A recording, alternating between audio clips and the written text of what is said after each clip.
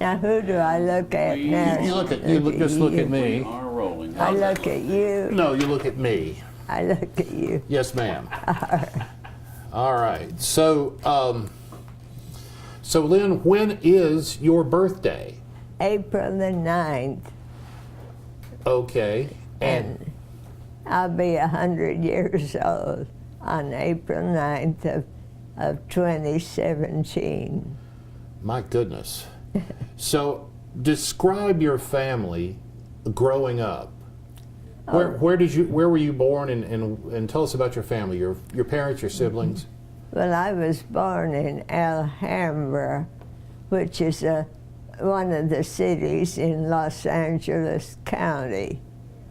And I went to school, in grammar school and junior high and high school, and started college, but that was the time that the finances weren't good, so I started to work instead. I went to business college and then started to work, and I got my first job in 1936, and the pay was $60 a month, and out of that I saved $20, paid $20 to my mother, and the rest was spending money for me. $20 spending money. What kind of a job was it? It was with an insurance company, and I was there for about 6 years. So how did you come to join the Waves and get into a military career? Well, I knew nothing about the Navy, but I had seen or had read a magazine with a few articles, but I didn't know anything about the uniforms or anything. And I was getting a little tired of my insurance job, although with the war and all, I could have stepped in any place where the men were working, but I didn't do that. I preferred to join the Navy and maybe have some new experiences. So you were eventually stationed in Pensacola, and you were training Navy pilots? Yes, I was. I started out in Cedar Falls, Iowa, then went to Atlanta for link trainer training, and I stayed there, and we lived at the Atlanta Biltmore for 2 months. This was very early in the war, and the Navy didn't know exactly where to put us, so they put us in the Atlanta Biltmore, and we stayed there until we went to Pensacola. And then there were 10 of us out of the 75 chosen to go to Pensacola. And the admiral from Pensacola came up to our graduation and flew us back. And this was my first real plane ride on a DC-3. And I wrote my mother and said, oh, that was the largest plane I've ever seen. Things have changed a lot now. So what did you train the pilots? You taught the pilots? We trained them for instrument flight. Now that was in a link trainer, which was like a little airplane, and the pilot would get in and pull the head over, pull the top over his head, and see nothing but instrument panels. And from there, he figured out where he was, and that's what we did then. And it's very difficult and quite different from the insurance work that I had been doing. Now, how did you, when and how did you find yourself working in Nashville for the public library? Well, that's a long story. I married while I was in well, I was married in Seattle, Washington, and my husband, who was in Pensacola, was a native of Nashville. So I came to Nashville to live in 1946, and I've been here ever since. And somehow, oh, I know, I was looking up some work in public library, and a friend came in and she said, oh, let me take you to the children's division. So she took me there, and they were looking for a storyteller. So after one rehearsal, I became the storyteller for the Nashville Public Library. So that's specifically why they hired you to be the storyteller? Yes. Now, when you joined the public library, was it already in the Ben West building, that Ben West Public Library? No, it was in the one that was even older than that, the first library building. And then they moved to the Ben West building, and that's where I did most of my work. Of course, they've moved now on Church Street. So what year did you join the public library? What year? What year? Oh my goodness. I can't quite remember. Well, in 1953, I worked as a volunteer for a while, and then I received a small amount of money for what I was doing. And I used to go to the schools and to the parks, and then had story hours at the library along with Tom Titchener. It was the time when he was very popular in the library. The puppeteer. Yes. He has an international reputation. Yes, he does. So how and when, you were with the public library for what, 9 or 10 years before WPLN came on the air? WPLN came on the air in 1962, is that right? Yes. And I was on the air the first day, and we only broadcast 3 hours a day. And that particular day, I broadcast a little story for children. So was that your regular responsibility when you joined WPLN, was storytelling, or did they have you do other things? Well, I started out as a storyteller, and then I ended up doing most everything. Producer and announcer and storyteller and newscaster, very small staff, so most of us did everything. Now, were there other females at WPLN working in a similar capacity on the air? Other females? Females. I'm trying to think. Yes, there were. Yes, there were others that came on to help with the news and do such things as that. So I guess I've got a gender studies question. At that point in time in history, how did it feel being one of the only females in your line of work doing that kind of work? Was it ever awkward or uncomfortable working in an environment that was so heavily male? No, it wasn't, because I was doing something that only I could do at that time. So the storytelling, and of course the news and the other things I worked into that, substituting sometimes, and then became a regular newscaster. Now, your work, the interviews, let's fast forward to the interviews. You've done, hundreds of interviews. Yes, I have.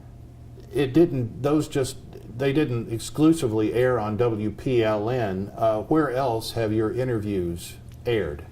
Well, they started out on WPLN, and then there was a circulation. I had a grant, WPLN had a grant from the Arts Commission, and so they notified radio stations around the state that these programs were available. And this grant gave me the opportunity of traveling all over the state and talking with people that were involved in the arts. And I met so many people, and they were so interesting to talk to. Now, most of these were just people, not professionals, but just people that were involved in the arts. And they seemed to enjoy being talked with. And the name of the program? Tennessee Kaleidoscope was the name of the program. And because I named it that, because it covered the whole state, I did more than 200 interviews with people. Most of the interviews lasted about an hour, but of course I only used 5 or 6 minutes on each feature that I did, and I broadcast them once a week. And you got grants from not just WPLN, but other funding sources too, right? Yes, in order to get the grant, I had to let it be known that it was sponsored by other companies. And I had several companies that cooperated with me on that. Now, I remember hearing the National Endowment for the Arts, they provided funding too, and the Tennessee Arts Commission, yes. And WPLN. Okay. What were some of your more memorable interviews? Oh my goodness, you know, that's hard. I went to one in, I think it was Morgan County. I went to a picnic that they had, and a lot of these people who had done country music came there, and I talked to them. And I talked to people all over the state in their homes, and I could see the kind of lives that they led. And I had some celebrities too. I talked to Gloria Vanderbilt when she was at the Swan Ball, and her husband liked the interview, and he asked if I would interview him. And he was, I can't tell you his name right now, Anderson Cooper's father, Wyatt Cooper. And so after the Swan Ball on Sunday morning, he called me at home and asked me if I would interview him. Well, of course, I was so pleased and so flattered, and that's what I did. You donated all of your master tapes to the Tennessee Radio Hall of Fame. Yes, I did. Probably over 200 interviews. That's right. Now, about half of them have been uploaded for listening on YouTube. So I know you've heard some of them. What goes through your mind when you play them back and hear yourself from 30 or 40 years ago? You know, it seems like such a short time, and I can remember all of those very well. And it's a pleasure to hear those, hear these people talking. Now, do you have internet access here? Do you have your iPad here? Are you able to get online? Not right now, but I probably will. My situation here is temporary, but growing more closer, and I think eventually I will have those things with me. Well, good. Now, you've attended the awards banquet and the induction ceremonies of the Tennessee Radio Hall of Fame. Yes, I have. What, 2, 3 times previously? No, just once. One time. Just once? I thought you'd been there at least twice. No? I don't think so. Oh, well, what did you think of the whole production? Oh, I was surprised to see all of those radio people and meet some that I had talked with so many years before. that was a real thrill to me. And especially the fact that they remembered who I was. Now, you've been nominated for induction to the Tennessee Radio Hall of Fame, but it's hard to make that final cut and get inducted. I mean, you've been inducted twice before, and in fact, Drew Smith, who is here to take pictures, told me that you pretty much had given up and you didn't care to be nominated again. Oh, it wasn't that I didn't care, but I just didn't think I had a chance. Oh, well, okay. Well, despite all that, we didn't tell you this, but we nominated you again. Oh, you did?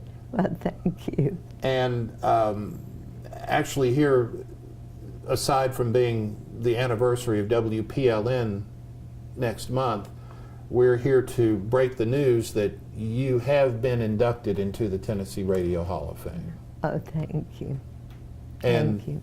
our cameraman is actually the president of the Tennessee Radio Hall of Fame. Oh, I see. And we wanted to surprise you today with that news. Well, that is a surprise, really, because I sort of put it out of my mind in the last few months.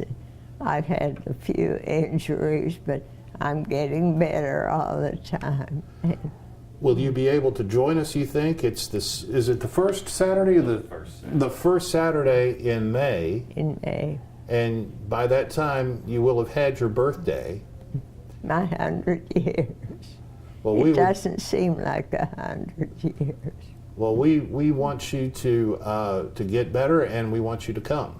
I'd love to come. I really would. And I appreciate the fact that I've been nominated and accepted, I guess. You've been inducted in some other radio honors, like the American Women. American Women in Radio and Television.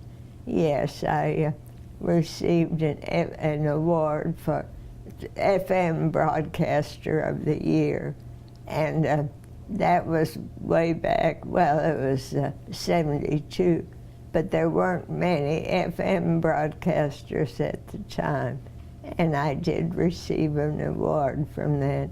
That was in Las Vegas, and it was quite an interesting convention. Well, you won't have to travel that far this time. Well, it would be worth it. I wouldn't mind traveling. So congratulations. What's going through your mind now? Well, what do you mean? Well, just with the news that you're being inducted. Oh, into well, I'm surprised in the first place, and I'm so grateful, and I hope that this will be just my first 100 years, and no telling what may happen now.